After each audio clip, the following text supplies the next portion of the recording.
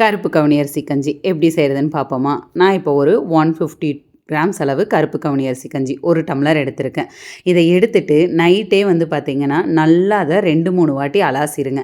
நல்லா அலாசிட்டு தண்ணியில் நம்ம ஊற வச்சிடணும். அப்போ வந்துட்டு அதே தண்ணியை நாளைக்கு நம்ம வேக வைக்கிறதுக்கும் யூஸ் பண்ணிக்கலாம். அது நல்லா அந்த நியூட்ரியன்ஸ் எல்லாம் அதில் நல்லா அப்சர்வ் ஆகிக்கும். இதுதான் வந்துட்டு அரிசிகளின் ராஜான்னு கூட சொல்கிறாங்க. டேஸ்ட்டுமே ரொம்ப நல்லாயிருக்கும்.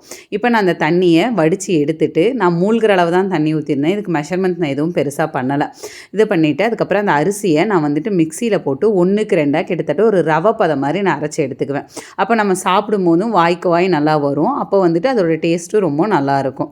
இப்போ நல்லா அரைச்சி எடுத்ததுக்கப்புறமா மறுபடியும் நம்ம கொஞ்சம் நிறைய தண்ணி ஊற்றணும். இப்போ வந்துட்டு நான் வந்து 1 டம்ளர் அரிசி எடுத்திருக்கேன். கிட்டத்தட்ட இந்த 1 டம்ளர் அரிசிக்கு 6 டம்ளர் அளவுக்கு நான் தண்ணி ஊற்றியிருக்கேன். நீங்கள் கஞ்சி கன்சிஸ்டன்சி தான் வைக்கிறோங்கும் போது 7, 8 டம்ளர் வரைக்கும் கூட ஊற்றலாம். ஏன்னா நான் மறுபடியுமே கொஞ்சம் இந்த ஜார்லாம் நல்லா அலசிட்டு அந்த தண்ணியுமே இதில் ஊற்றி ஒரு 7 விசில் நான் வச்சு எடுப்பேன். அப்போ தான் நல்லா வந்து சாஃப்டாக குக் ஆகி வரும். இல்லைன்னா வந்துட்டு வாயில் வந்து கருக்குன்னு அடிப்படுற மாதிரியே இருக்கும்.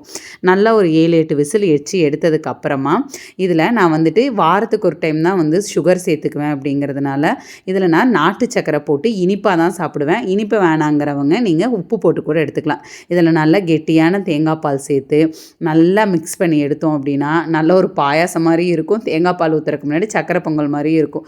நீங்கள் உப்பு போட்டு குடிச்சிங்கனாலும் ஓகே தான். பட் இது ஒன்று மட்டும்தான் வெயிட் லாஸ்க்கு ஹெல்ப்ஃபுல்லாக இருக்கணும். இதை மட்டும் தொடர்ந்து சாப்பிடாதீங்க. எல்லா சத்துக்களும் இருக்க மாதிரி சாப்பிடுங்க. தேங்க்யூ.